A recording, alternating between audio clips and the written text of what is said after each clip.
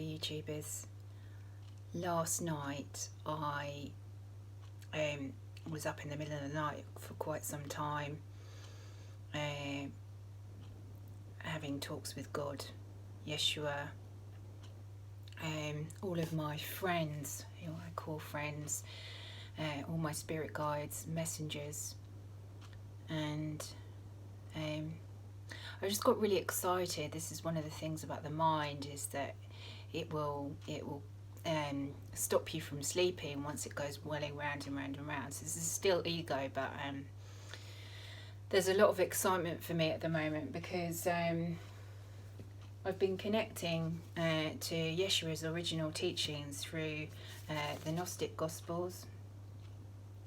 To me, this looks like it's back to front as I'm recording, but I know that it's going to be the right way around when I see it. It's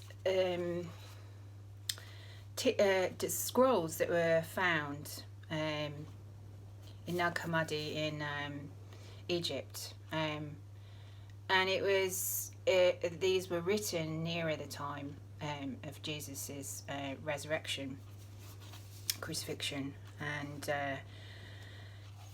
they are, to me, when I read it, it feels like it's closer to the truth of his original teachings. And one of the main things that's been kind of on my mind for, I would say, the past year really, is about kind of women's role in the waking up of this world. Yeah, because there's a lot of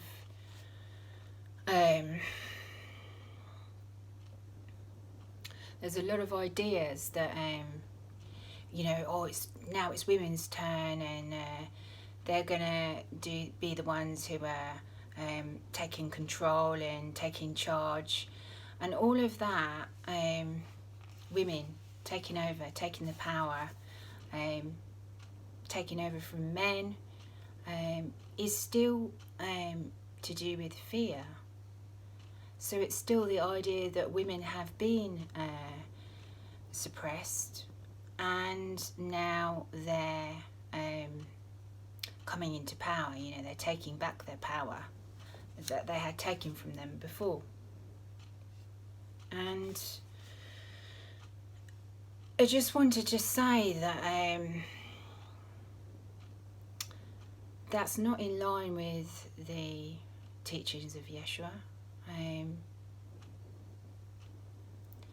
In the Way of Mastery books as well, one thing that I found it immediately difficult to grapple with was the fact that he's basically saying there's nothing outside of you, so you're creating your own world, and in that world that you create, it's all totally your responsibility. You're creating all of it.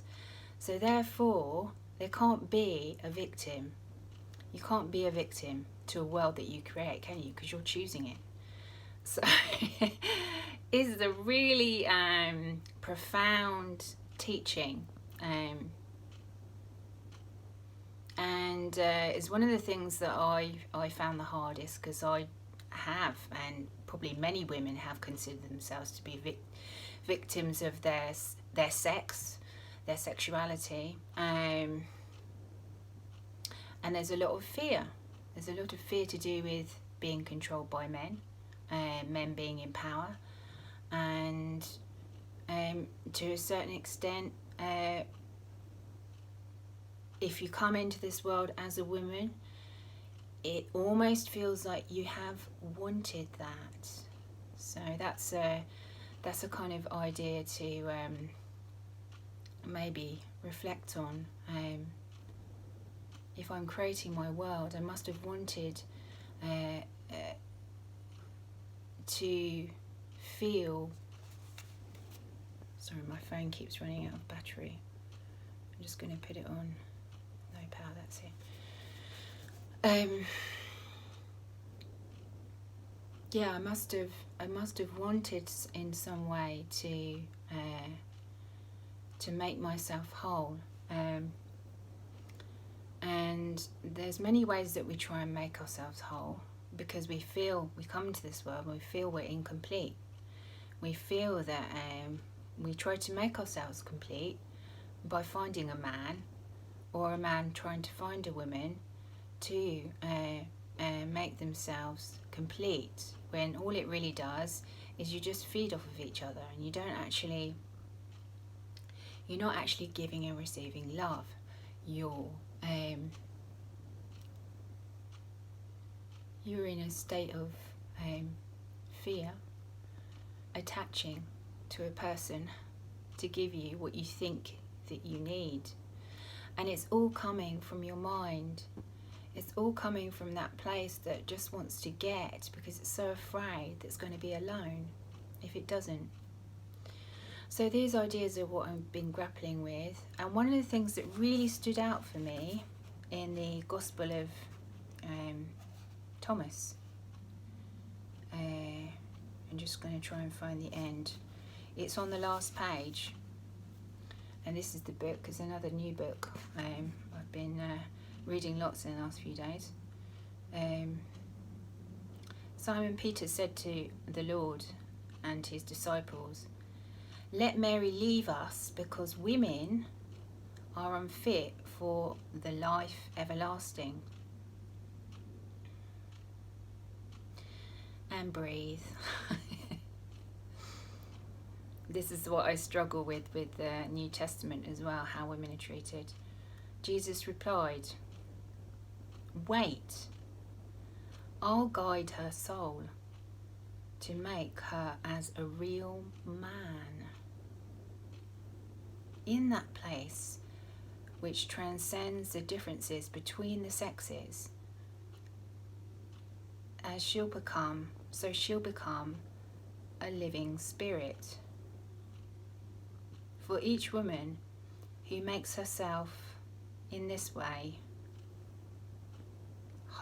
who makes herself,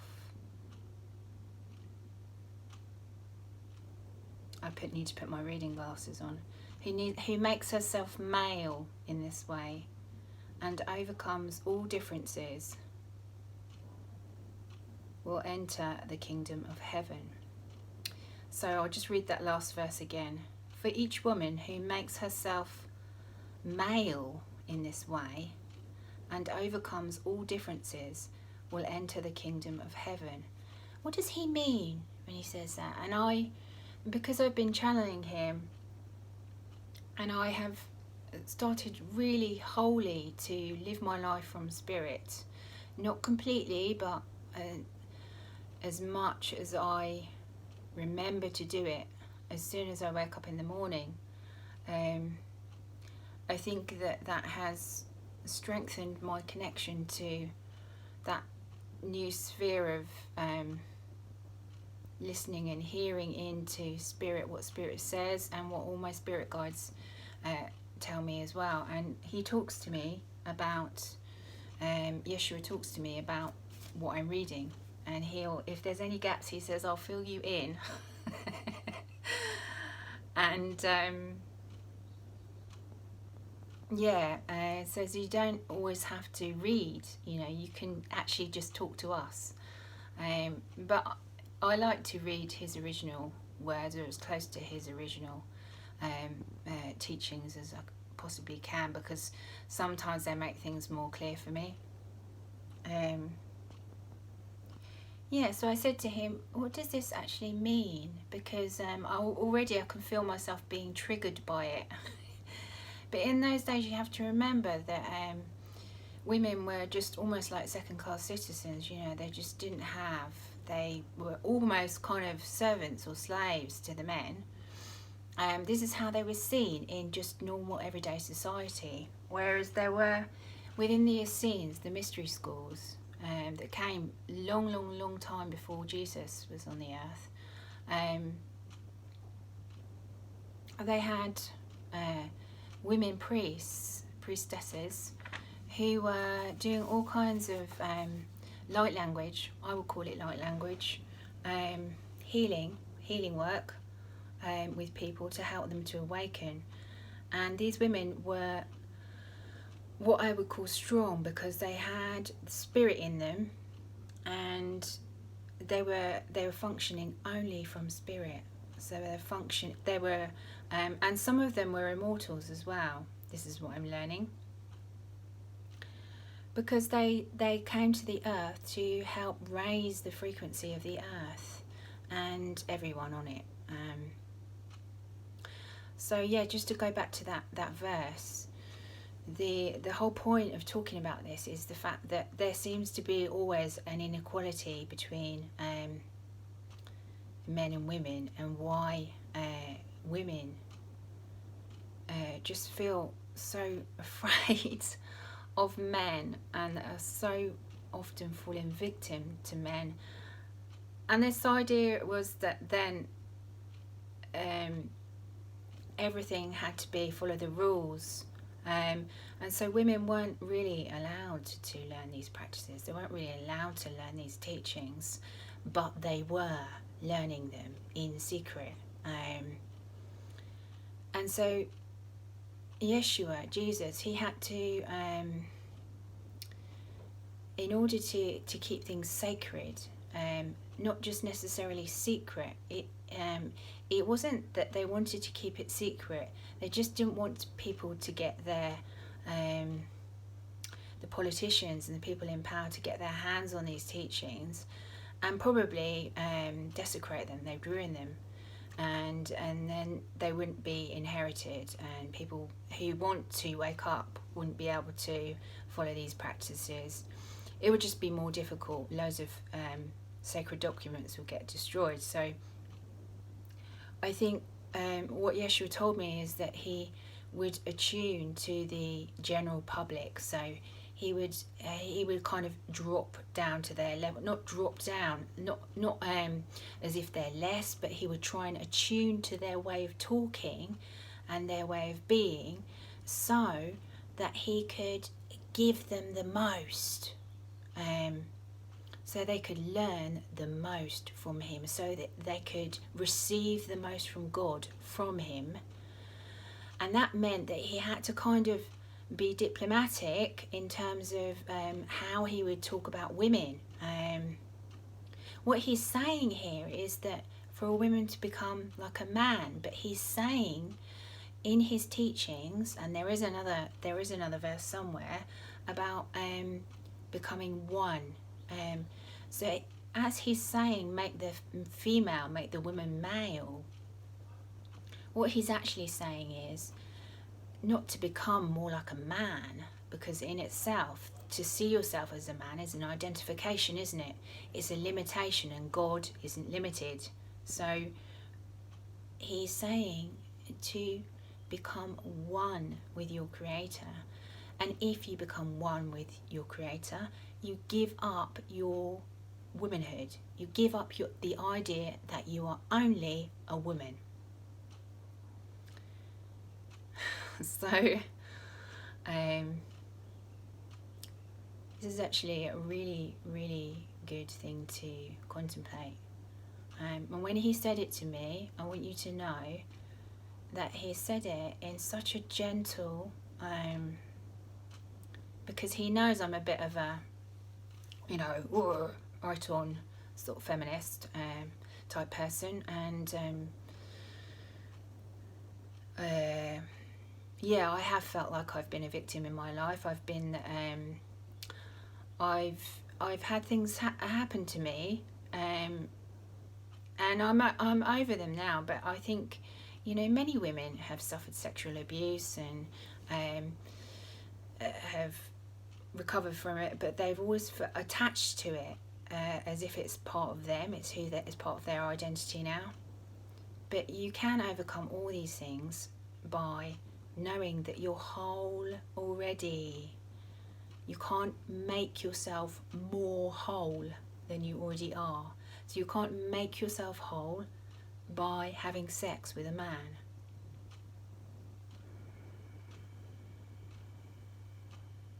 You can't add anything to yourself.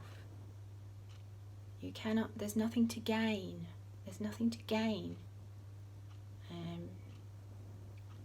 So yeah, that's kind of it basically. That's the beginning of I'm going to do a series of talks about this subject matter, especially because I think it's really, really important at the moment for women to get together. And this is one thing that Yeshua is saying to me as part of the atonement, is that women find in themselves the strength to